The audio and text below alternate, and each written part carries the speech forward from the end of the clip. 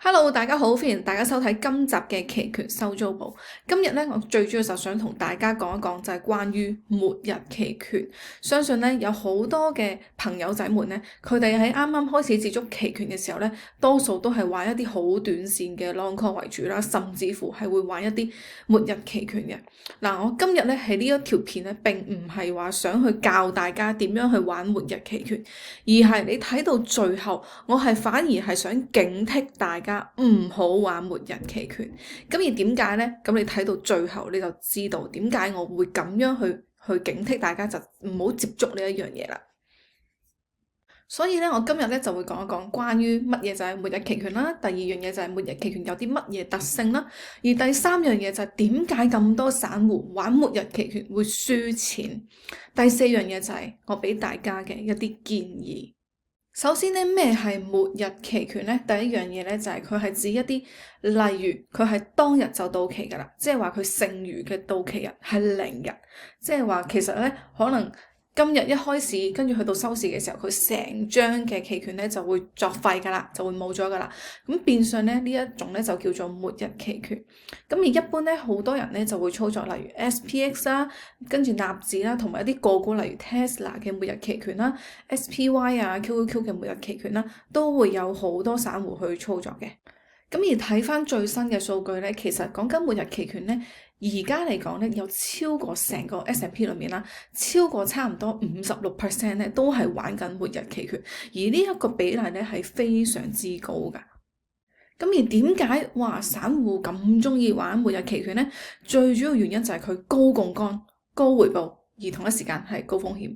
點嚟高槓桿、高回報啊？因為你會見到，例如好多人咧，佢會中意玩一啲叫做價外嘅末日期權啦。例如呢度你會見到係零到期日啦，同埋就係例如你見到價外期權講緊係一個幾，即係1.3或者1蚊或者0.79，你就已經係可以入場噶啦，甚至乎咧。即係大部分人會覺得我用1蚊可能換取，萬一佢真係升嘅話咧，可能換取更加豐厚嘅回報喎。咁我輸就輸1蚊啫。所以咧，佢哋就會有一啲以小博大嘅心態咧，就去操作呢一種嘅末日期權。所以咧，呢一啲末日期權，尤其係去到到期日嘅時候啦，佢嘅價格咧係越波動嘅情況之下咧，佢可以呢張期權一下子幾分鐘之內翻倍都冇問題。但係同一時間咧，如果唔到嘅價格咧，都可以一下子歸零嘅，即係話佢可以用一個小資金可以令到佢利潤翻好多倍，但係同一時間咧都可以冇晒佢投入嘅資金嘅。咁而最近咧就喺網上睇到一啲嘅貼文啦，咁當中就講到咧就佢好後生啦，然之後咧就諗住玩末日期權玩 call 啊，跟住咧就諗住搏一搏啦，就點知咧就越玩就越輸得好多錢啦。而同一時間咧亦都有啲觀眾就留言就話佢咧都係有玩末日期權啦，攞咗70萬去玩末日嘅 call 咁而最後咧亦都係輸晒嘅。咁所以而家咧佢就諗住收心養性啦，唔再玩啦，咁就玩翻啲好穩陣嘅，例如月供 VOO 就咁樣去做啦。咁其實我想講咧，點解我都唔建議大家玩末日期權咧？因為咧末日期權咧對於散戶嚟講嘅勝率係非常之低嘅，即係可能你得個10%嘅勝率㗎咋。咁而點解散戶嘅勝率咁低啊？咁容易輸錢啊？第一個原因就係因為我都講過就係越短期嘅呢一個 long call 啦，佢嘅時間值損耗係非常之快嘅，尤其係如果你係揀一啲零到期日嗰啲，佢嘅時間損耗係極快。所以咧，當你去諗住以小博大嘅時候咧，呢一個時間損耗係已經可以令到你本身嗰張期權貶值得好快噶啦。尤其你係揀一啲價外嘅期權啦，即係講緊 Delta 0.2或者0.3呢一啲，即係講緊個價格可能升緊行100步啦。咁但係其實如果你揀一啲 Delta 0.2、0.3，即係話其實佢價格都係跟足0.2或者0.3，即係跟足行20步或者行30步咁樣個步伐去行嘅。咁而同一時間，如果唔到價嘅話，仲要係你呢一張係末日期權，即係話一去到真係收市嗰一刻，唔到價係屬於價外嘅話，係即刻變廢紙，即刻變零，冇晒任何價值噶啦。咁所以變相咧，你諗住以小博大咧，其實你嘅勝率係非常之低嘅。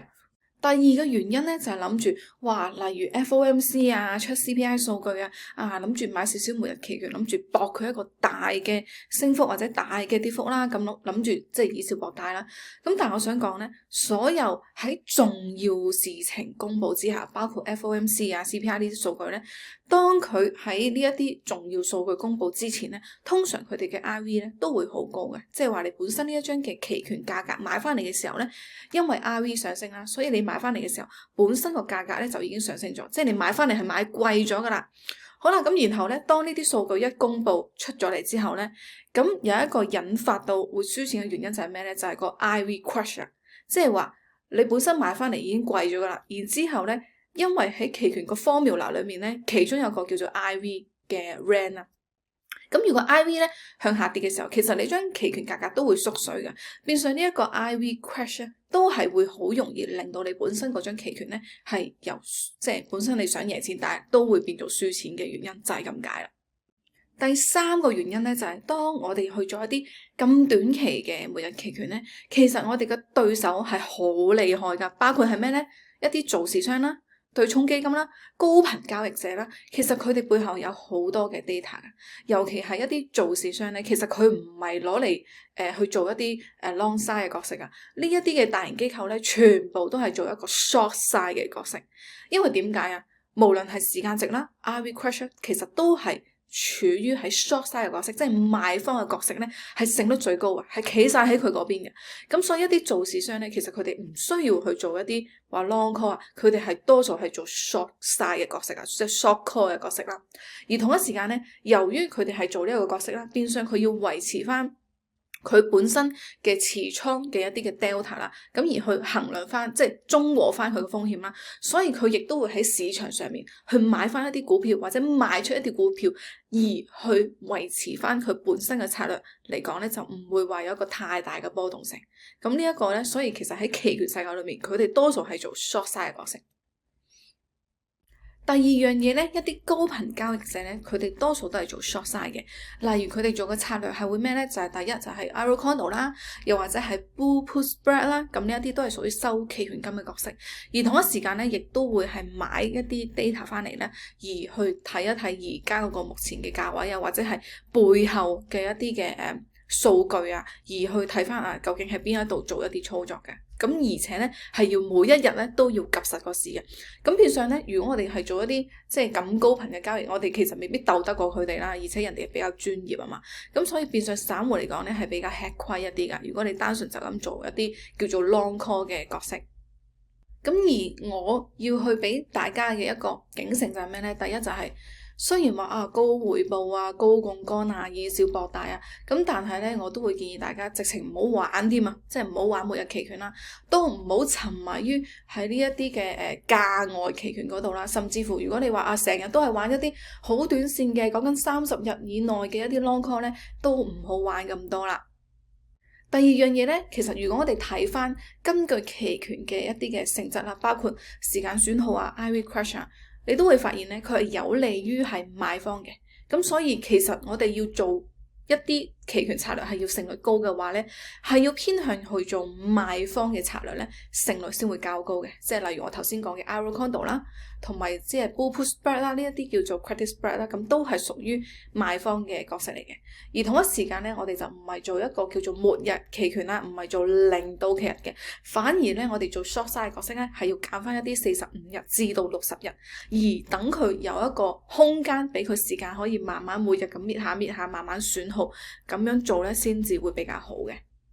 第三樣嘢咧，就係最好咧，我哋做期權嘅時候，你集中嘅標的千祈唔好太多，即係唔好得閒揾下呢隻股票，得閒揾隻嗰隻股票啦，就唔好咁樣。反而咧，你集中淨係睇可能6至8隻，每一日都淨係夾住嗰6至8隻就得噶啦。咁而另一方面咧，就係佢嘅期權嘅交易量一定要夠高啦，同埋就係最好你係做指數係最穩陣嘅，因為你做得指數咧，佢起碼咧冇一啲個股嘅新聞咧，突然間話出咗啲新聞出嚟，令到個股價大跌咧，咁通常你指數就冇一啲咁突發嘅事情嘅，咁變相做指數咧係會更加穩陣嘅。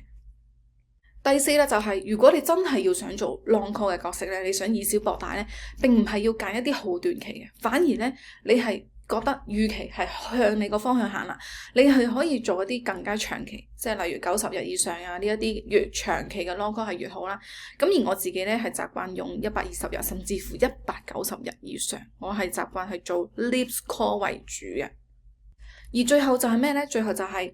好多人咧，我哋去了解期權嘅時候，可能真係淨係識得嗰一兩招嘅咋。但係咧，其實呢一樣嘢，呢一個工具係比較複雜，而且咧，你係需要真係你要提高你嘅勝率，或者你提高你嘅獲利咧，係需要花好多嘅時間去了解呢一方面嘅知識噶，並唔係你識少少就即刻衝晒入去個市場，並唔係咁樣去做嘅。咁所以變相咧，如果你冇一個規律啦，你唔了解自己嘅紀律啦，同埋喺呢一個方面咧，你知識掌握得唔夠多嘅時候咧，就好容易成為機構嘅收割嘅一個即係韭菜啦。咁所以咧，其實我哋喺呢一方面咧係需要，即係你要掌握多啲知識咧，就係需要喺呢一方面咧去學習更多先得㗎。最後啦，講咁多，咁係咪即係代表期權呢個工具係唔適合散戶玩啊？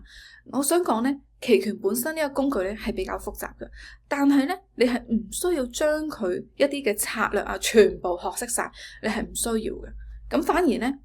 你要當期權咧就係好似正股嘅輔助器咁嘅啫。包括就係咩咧？例如果你係睇好一隻股票，佢係偏向係上升嘅，咁而你亦都咧想買入正股嘅，咁喺呢個時候咧，你就可以做一啲比較長期嘅 long call 啦，其實即係 leads call 啦，即係例如起碼6個月啊至到12個月打後嘅一啲嘅時間點，而且咧仲要係價內期權，而咧呢一種嘅策略就叫 leads call 啦，就等同於咧你就好似持有正股一樣嘅。咁所以變相呢一種嘅操作方式咧，係比起你單純去用正股操作咧，佢用嘅本金會更加之少，而且佢時間損耗會更加慢啦，而亦都等同於好似有個輔助器幫緊你，你一邊可以花少少錢買個正股，一邊可以用少少錢再買多張嘅 leads call 咧，去幫助你去放大你嘅回報嘅。第二樣嘢啦，如果你想減低翻你本身做 long call 嘅成本，你就可以做 bull call spread 啦。咁呢一個可以減低翻你入場嘅成本啦。又或者你想勝率更加之高嘅，你可以你係想收時間值嘅，咁變相你就可以做 bull put spread 啦。咁所以咧，其實喺上升嚟講咧，都有唔同嘅策略係可以去做嘅。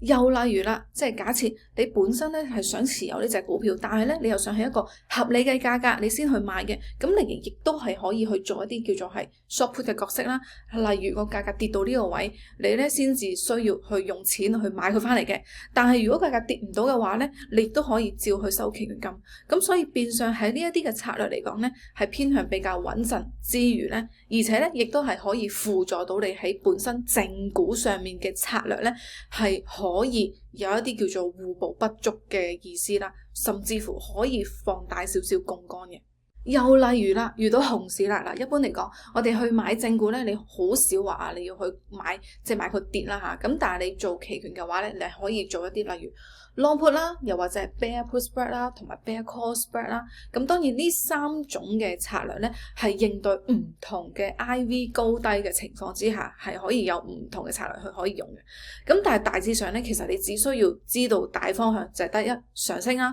橫行啦，同埋下跌你要點樣去做啦。第二樣嘢就係再根據翻個 IV band 而去選擇用咩策略啦。第3樣嘢咧就係你唔需要將好多策略學到太複雜嘅乜嘢 butterfly 啊，或者係即係其他好多4隻腳嘅策略啊，你唔需要去話真係要了解得太過多嘅，因為越多嘅策略咧，只會越複雜成件事，同埋你會越亂。反而咧，你係應該要針對翻成個市場佢嘅價格走勢，而去判斷你大概用咩策略去做到乜嘢嘅回報，而且風險係幾多，你知道呢啲嘢就夠噶啦。希望我今日嘅分享可以幫到大家啦。咁今日咧我就講到呢一度啦。咁大家記得 like 同埋 subscribe 我哋嘅 channel。我哋下次再見，拜拜。